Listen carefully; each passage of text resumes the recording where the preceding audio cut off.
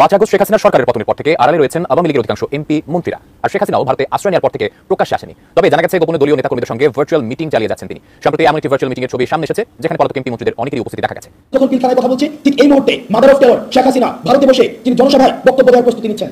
জঘন্য লজ্জাজনক পরিস্থিতি তৈরি করা হচ্ছে ওপার বাংলায়। সনাতন ধর্মের মানুষের বাড়িঘর ও মন্দিরে হামলার অনেক অসত্য তথ্য তুলে ধরে বাংলাদেশকে নিয়ে নিয়মিত অপপ্রচার চালানো হচ্ছে ভারতীয় গণমাধ্যমে, যা বহির্বিশ্বে বাংলাদেশের সুনাম ক্ষুণ্ণ করছে। বেনাপোল, হিলি, আখাউড়া সহ বিভিন্ন ইমিগ্রেশন চেকপোস্ট দিয়ে প্রতিদিন বাংলাদেশে যাওয়া আসা করছেন শত শত ভারতীয় নাগরিক। এতক্ষণ দেখছিলেন সংবাদ শিরোনাম, এবার দেখবেন বিস্তারিত ভিডিও দেখার আগে আপনার কাছে ছোট করে একটি অনুরোধ, আপনি যদি এই ধরনের আপডেট নিউজগুলো সবার আগে পেতে চান অবশ্যই চ্যানেলটি সাবস্ক্রাইব করে রাখবেন। দর্শক চলুন কথা না বাড়িয়ে একের পর এক আপডেট নিউজগুলো দেখে আসি। 5 আগস্ট শেখ হাসিনার সরকারের পতনের পর থেকে আড়ালে রয়েছেন আওয়ামী লীগের অধিকাংশ এমপি মন্ত্রীরা। আর শেখ হাসিনাও ভারতে আশ্রয় নেওয়ার পর থেকে প্রকাশ্যে আসেনি। তবে জানা গেছে গোপনে দলীয় নেতাকর্মীদের সঙ্গে ভার্চুয়াল মিটিং চালিয়ে যাচ্ছেন তিনি। সম্প্রতি এমন একটি ভার্চুয়াল মিটিং এর ছবি সামনে এসেছে যেখানে পলাতক এমপি মন্ত্রীদের অনেকেরই উপস্থিতি দেখা গেছে। বিস্তারিত জানাচ্ছেন আরিফ হাসান। বৈষম্য বিরোধী আন্দোলনে অবসান ঘটেছে শেখ হাসিনার স্বৈরাচারী শাসনামলের। 5 আগস্ট পদত্যাগ করে জনরোষে পালিয়ে আশ্রয় নিয়েছেন ভারতে। এরপর দলটির বেশ কিছু নেতা গ্রেপ্তার হয়েছেন। তাদের বিরুদ্ধে জুলাই অভ্যুত্থানে ছাত্র জনতাকে হত্যা, দুর্নীতিসহ বেশ কিছু মামলা চলমান রয়েছে।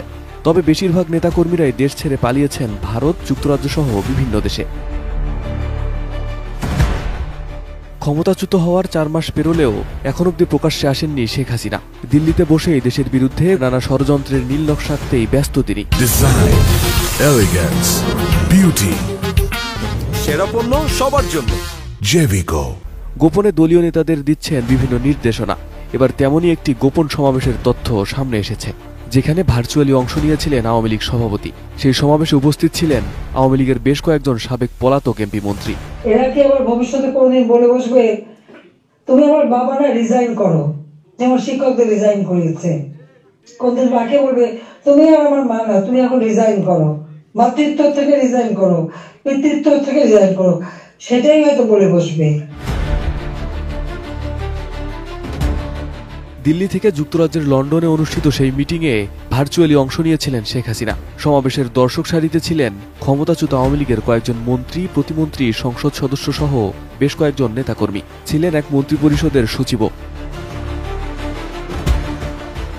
সমাবেশের দর্শক সারিতে যাদের বসে থাকতে দেখা গেছে তাদের মধ্যে আছেন সাবেক সংসদ সদস্য ও প্রাণী সম্পদ মন্ত্রী ও ফরিদপুর 1 আসনের সাবেক সংসদ সদস্য আব্দুর রহমান, সাবেক প্রবাসী কল্যাণ ও বৈদেশিক কর্মসংস্থান প্রতিমন্ত্রী সিলেট 2 আসনের সাবেক সংসদ সদস্য শফিকুর রহমান চৌধুরী, সিলেট 3 আসনের সাবেক সংসদ সদস্য হাবিবুর রহমান এবং সাবেক মন্ত্রী পরিষদ সচিব কবির বিন আনোয়ার। রবিবার পূর্ব লন্ডনের ইমপ্রেশন ভেন্যু হলে আয়োজিত ওই সমাবেশে প্রথমবারের মতো প্রকাশ্যে দেখা যায় তাদের। দর্শক সারিতে থাকা কবির বিন আনোয়ার ছিলেন জনপ্রশাসনের প্রভাবশালী কর্মকর্তা।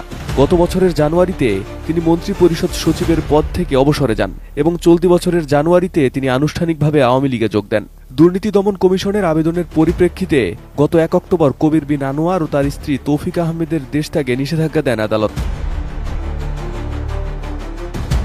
Arif Hasan, ATN news. আমি যখন পিলখানায় কথা বলছি ঠিক এই মুহূর্তে mother of terror Sheikh Hasina ভারতে বসে তিনি জনসভায় বক্তব্য দেওয়ার প্রস্তুতি নিচ্ছেন। সিরিয়াতে 53 বছর পরে আসাদের পতন ঘটেছে, আমাদের দেশে 16 বছরের পরে আসাদের পতন ঘটেছে, আমাদের আসাদ নামক যে ফিমেল ক্যারেক্টার হাসিনার পতন ঘটেছে। এই শেখ হাসিনার পতন এটি হবে একটি টেক্সট বুক এক্সাম্পল। যেখানেই ফেসিবাদ মাথাচাড়া দিয়ে উঠতে চাইবে এই শেখ হাসিনার পতনটা হবে, এটা একটা টেক্সট বুক এক্সাম্পল। যারা ভারতে চলে গিয়েছে তাদের টাকা পয়সার কোনো অভাব নেই। আজকে আমি যখন পিলখানায় কথা বলছি ঠিক এই মুহূর্তে mother of terror Sheikh Hasina ভারতে বসে তিনি জনসভায় বক্তব্য দেওয়ার প্রস্তুতি নিচ্ছেন এবং সেটি আমাদের জন্য লজ্জার। আমরা আমাদের জায়গা থেকে আমাদের এই ভোকালটা, এই যে জুলাই মুভমেন্টটা, এই জুলাই মুভমেন্টে 1500-এর বেশি যে শহীদ হয়েছে এবং 22,000-এর বেশি যে আহত হয়েছে, এটা যে একটা জুলাই মুভমেন্ট ছিল। কিন্তু আমরা ওয়েস্টার্ন মিডিয়াতে দেখছি, আমরা ইন্ডিয়ান মিডিয়াতে দেখছি কনস্ট্যান্ট প্রপাগান্ডা চালিয়ে যাওয়া হচ্ছে। এটাকে বলা হচ্ছে rise of fundamentalism and just a political upheaval. আমরা আমাদের জায়গা থেকে এই জিনিসটাকে প্রতিষ্ঠিত করতে হবে।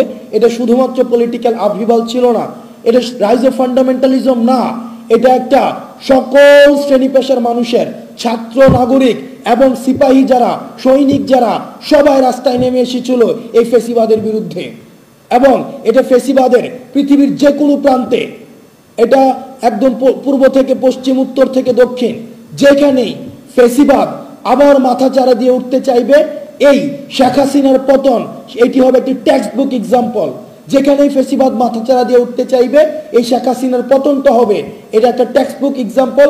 যে ছাত্র নাগরিক, যেমন সিরিয়াতে 53 বছর পরে আসাদের পতন ঘটেছে, আমাদের দেশে 16 বছরের পরে আসাদের পতন ঘটেছে, আমাদের আসাদ নামক যে ফিমেল ক্যারেক্টার হাসিনার পতন ঘটেছে। আমরা পরবর্তী 24 পরবর্তী যদি বাংলাদেশটা গড়তে চাই, সেটা আমাদের একসাথে গড়তে হবে। সেই জায়গায় আমরা দেখেছি যে সাম্প্রদায়িক উস্কানি বিভিন্ন সময় দেওয়া হচ্ছে, সেই জায়গাতে আমাদের বিজেপির সেখানে তাৎপর্যপূর্ণ ভূমিকা আমরা দেখতে পাচ্ছি।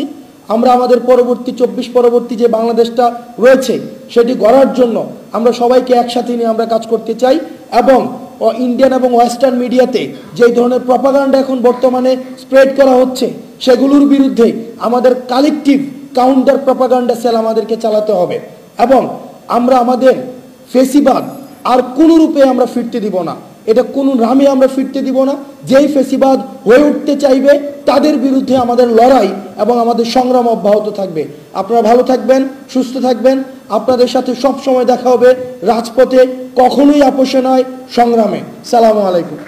জঘন্য লজ্জাজনক পরিস্থিতি তৈরি করা হচ্ছে ওপার বাংলায়।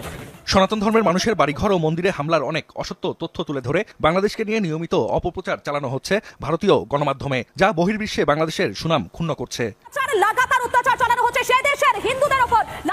বেনাপোল, হিলি, আখাউড়া সহ বিভিন্ন ইমিগ্রেশন চেকপোস্ট দিয়ে প্রতিদিন বাংলাদেশে যাওয়া আসা করছেন শত শত ভারতীয় নাগরিক, যাদের অনেকেই আসছেন আত্মীয় স্বজনের বাড়িতে, বেশ কিছুদিন থেকে আবার ফিরছেন নিজ দেশে। তাদের মুখেই জানবো কেমন দেখলেন বাংলাদেশকে। 5 দিন কম 2 মাস থাকলেন। তারা আত্মীয় স্বজন সকলেই ভালো আছে? হ্যাঁ, সবাই ভালো আছে, ওখানে কোনো সমস্যা নেই। আমরা দূর থেকে আসছি। কয়দিন থাকলেন এখানে বাংলাদেশে? আজ 28 দিনের দিন যাচ্ছি। কোনো অত্যাচার বা কোনো মানে পাবলিক কোনো সমস্যা এই সমস্ত কোনো কিছু হয়নি। পিসির বাড়ি, মামার বাড়ি নাটোরে, সেরকম কোনো পরিস্থিতি আমি খারাপ দেখিনি এখনো। মেয়ে আছে সিলেটে পারবি মেডিকেল কলেজ, ছেলে আছে মার্কস মেডিকেল কলেজ। এখানে ভালোই দেখছি, সব ভালো মতো সব ট্রিট করছে। আর আমার ছেলে মেয়ে দুজনকে জিজ্ঞেস করে ওরা তো সবসময় নর্মালি বলে, কোনো কিছু নেই। বলছে তোদের কিছু বলবে না, হিন্দুরা গেলে হিন্দুদের মারছে, এখন তো কিছুই দেখছি না। আমাদের ওখানে ইন্ডিয়াতে গুজব হয় অনেক, ওখানে খুব অত্যাচার হচ্ছে হিন্দুদের উপরে, মারকাট হচ্ছে, এসব ওখানে আমরা শুনতে পাই। কিন্তু আমরা তো দেখছি খুব ভালোই যাচ্ছে, এখানে কোনো অসুবিধা নেই। আত্মীয় স্বজনের বাড়িতে বেড়াতে আসার পাশাপাশি ব্যবসা বাণিজ্যের জন্য বাংলাদেশে আসেন অনেক ভারতীয় নাগরিক। পণ্য নিয়ে স্থলবন্দরে ট্রাকের চালক সহকারীদের আসা যাওয়া তো নিয়মিত। তারাও বলছেন বাংলাদেশে কোনো বিড়ম্বনায় পড়তে হচ্ছে না তাদের। পরিচিত জনদেরও নেই কোনো অভিযোগ। এখানে সব জন্য মনে হয় আমাদের ভাই ভাই মতন হয়ে গেছে। হ্যাঁ, আমরা যাতায়াত করতে করতে খারাপ ব্যবহার কেউ করে না। ব্যবসা বাণিজ্যের কোনো ঠিক মতো করতে পারছেন কিনা? হ্যাঁ, নিঃসন্দেহে ভালোই হচ্ছে, মোটামুটি কোনো এফেক্ট করছে না। আমাদের কোনো ভয় ভেদ কিছু নেই, আশা করি আগের মতন আছে, সবই ঠিক আছে। আমরা কোনো ব্যবসায় করি, কোনো সমস্যার মধ্যে কোনোদিন পড়িনি, পড়ছিও না। বাংলাদেশে ক্ষমতার পট পরিবর্তনের পর ভারত ভিসা কার্যক্রম সীমিত করায় ইমিগ্রেশন চেকপোস্ট দিয়ে পাসপোর্টধারী যাত্রী যাওয়া আসা আগের তুলনায় অনেক কমেছে। এতক্ষণ দেখছিলেন দেশের সর্বশেষ কিছু আপডেট নিউজ। এ সম্পর্কে আপনাদের মতামত কমেন্টে লিখে পাঠাবেন। ভিডিও ভালো লাগলে চ্যানেলটি সাবস্ক্রাইব করতে ভুলবেন না। এবারের মতো এখানেই বিদায় নিচ্ছি, শীঘ্রই দেখা হবে নতুন কোনো ভিডিও নিয়ে। ততক্ষণ সকলে ভালো থাকুন, সুস্থ থাকুন। আসসালামু আলাইকুম ওয়া রাহমাতুল্লাহি ওয়া বারাকাতুহু।